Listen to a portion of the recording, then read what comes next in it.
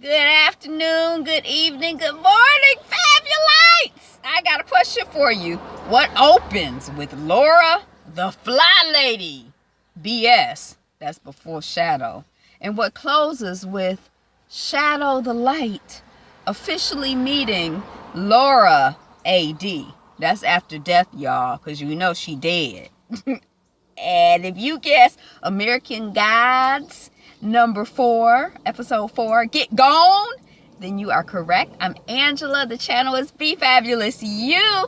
If you'd like to stick around for my review recap of that episode, please do. You're more than welcome. Thank you so much for clicking, being here, liking, subscribing, and also for being fabulous you. Let's see how we got from opening to closing. Boo boo. All right, so we see Laura at work. She works at a casino, and it's an Egyptian themed casino, and she is shuffling with Anubis cards. We see her at home with a cat. She's boiling an egg. There's a sink full of dishes, and she's got fly spray. So I guess she has enough flies that she keeps fly spray around. She uses the fly spray on the fly. And then later on, when she in the tub, she used the fly spray on herself. So this helps to establish that this character, Laura, is kind of numb, dumb, bored, depressed. I'm not exactly sure what language I'd use, but we definitely get the sense that to me, something normal's not going on, because I have never sprayed myself with fly spray. So, yeah. Okay. And since I'm calling her the fly lady, it's also like a foreshadowing of her killation of herself. See, she sprayed herself with fly spray because she the fly lady, and now she dead. She dead now. She wasn't dead then, but that's why it's foreshadowing. Before it shadowed what was gonna happen, and this was even before the shadow. She meets Shadow Moon. You see what I'm saying? Okay, let me stop being silly. Okay, so then we're at the casino. Shadow shows up. He is a shitty wannabe casino thief, but he's saved by Laura's intel. And he waits for her after work to thank her. No, to offer her a job in his crime operation when he don't even have a good intel. She the one that had the intel. Maybe that's why he wants her to be the inside woman, because she got the intel and he's got the cuteness. I don't know what he's offering. He's got the brawn. He is a big guy, and he's a nice guy. And she like, boo, no. And he like, well, let me treat you to a drink. She like, boo, they got free drinks in the casino. I just want to go home. He like, let's go. And then before you know it, they're at home at her place, and they sex. And then the next scenes or whatever, there's like a montage, and we see that they are a couple. There's one part where she asks him if he worries about what will happen to him. What will happen to you if you keep stealing? Do you worry about that, Moon? And Moon is like, you talking about the afterlife? Like, what's going to happen to my soul? She like, no, I'm talking about jail. Are you worried about going to jail? I don't know nothing, I care nothing about no afterlife. I don't believe in nothing. And then she calls him a puppy because he looks at her like a lost puppy when she's explaining to him her philosophical leanings and belief system. And we see their marriage. We see their life. Laura's still disengaged and bored with her life and with sex. She's just disconnected. She's alienated from herself and the world. We see Moon, though, bonding with Robbie. And Robbie is the husband of Laura's best friend, Audrey. So we see them kind of bonding on a testosterone, manly, weightlifting, fighting type stuff. And I think that Moon ends up working with Robbie in his gym. So one morning we see Laura watching Moon sleep, and then she wakes up Moon for a business meeting because she says that she needs to rob the casino as he had suggested when they had first met. And he like, I'm happy, so what's up? And she like, well, you are happy, but I'm not happy. This is the same old place, and we doing the same old thing. My grandmama lived here. I guess my mama lived here. I've been working at this casino for 8 years. I'm alienated. I need something exciting, some stimulation, something.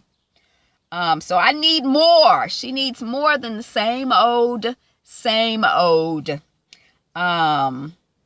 She says that she has a smart plan. It's the perfect plan, and you will never get caught. And if it was a sitcom, we would know what was going to happen in the next scene. He'd get caught. It's not a sitcom, but in the next scene, he got caught. How you get caught? She asked. He says the police was there. We don't know how he got caught, but her perfect plan wasn't so perfect after all. He voluntarily takes full responsibility. He does not rat her out, and he won't entertain her going to jail and them splitting the sentence. Moon asks if she can wait for him, and Laura says yes.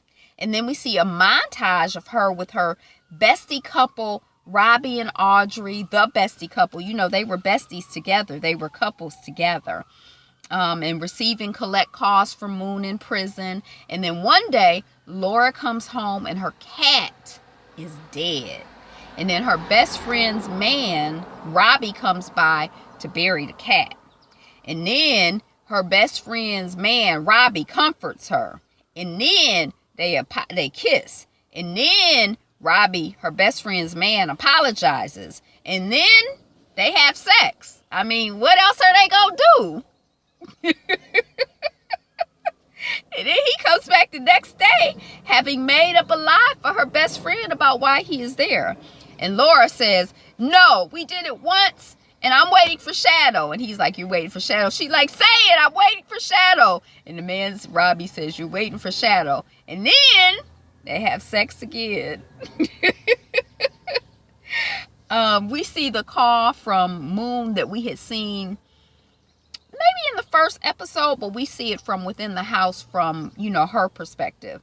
It's 5 more days until Moon is going to get out of jail. We see that Robbie is in the house with Laura, and they leave or whatever. Robbie say they driving or whatever. He say he want to be with her. He gonna tell Audrey she need to tell Moon. And Laura is like, look, mug, you knew the deal. I'm with Moon. This is a memory. This is something you can look back on when you're old and you wonder if you did something with your life. You can say you did something with your life. You had an affair with me and you got away with it. So, you know, just be happy with that. This has to end, and it has to end tonight. But here's a parting gift. A blowjob while you're driving. And we know what happens. They die with his penis in her mouth. Okay, so then she sees her body. Laura sees her body. And she's in this strange place to her and to us with Anubis. It's probably a normal place for Anubis. And Anubis says, you were alive, Laura Moon. Now you are dead, Laura Moon. And then Anubis tries to do his whole, you know, feather and heart ritual. He put the feather on the scale, and then he go to reach to rip her heart out of her. And she like, what you doing? You can't be touching my breastises. He like, I gotta get your heart. She like, no, you gonna weigh my heart against the feather? We know how that's going down. My heart is gonna be heavier. Why are we going through this mess? So, you know, she smacks his hand away. She resistant to this whole process of death. She sees the bottle of bug killing spray, and it's significant to her. Maybe she knows she the fly lady, and that's gonna kill her more, or I don't know. But Anubis is like, look, death is not a debate. You will go into the darkness, and I will forget ever having met you. And then he turns to lift the lid off the box to put her in. And Laura is like, fuck. And she's gone when Anubis turns back around. So then we see Laura coming out of the grave. And she's coughing and throwing up. And she's throwing up embalming fluid. We find this out later, but I don't think I put it in my notes. notes. It's coming out of all of her orifices, more or less. Look, maybe mine too. I was just sniffing and stuff. I think it's because I got the sunroof open. Okay, but she comes out of the grave. She's looking around. She's noticing that her chest is sewn together. That's when they did the autopsy or whatever. But, you know, part of her being dead is that her chest has been sewn back together. And then she sees this light. And she's walking in the rain. And she sees Moon hanging. And she's like, fuck. And she runs in. And she fights for Moon's life. And she's fighting against the technology boys' technobots. And she's very strong. She kind of notices it, but she don't have a lot of time to be noticing it. She running, flipping, killing people. She like super dead woman. Okay, so then we see Laura walking down the middle of the street. And I couldn't really quite figure out how her arm got separated from her body. But y'all saw those images of her carrying her arm throughout the episode. I don't know if hilarious is really the word, but they were like really like weird and quirky and kind of funny in a weird, quirky way. I don't know if it's like hilarious, like, but it was like, what in the world? Kind of hilarious. Okay. So we see her walking down the middle of the street. She got her bloody arm in her hand. She goes to her place, her grandmother's place where she lived with her husband, Shadow Moon. And Shadow's welcome home party is set up.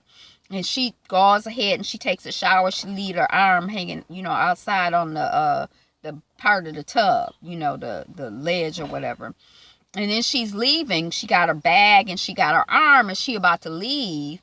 And then she sees the light that is Moon. The light that is Shadow. The light that is Shadow Moon. Okay. So then we see her in the craft workshop of her bestie, Audrey. And she's trying to sew on her arm. She's got an upset tummy. It's all these kind of weird noise going around. And she looks at a scrapbook that Audrey had prepared for Moon's welcome back.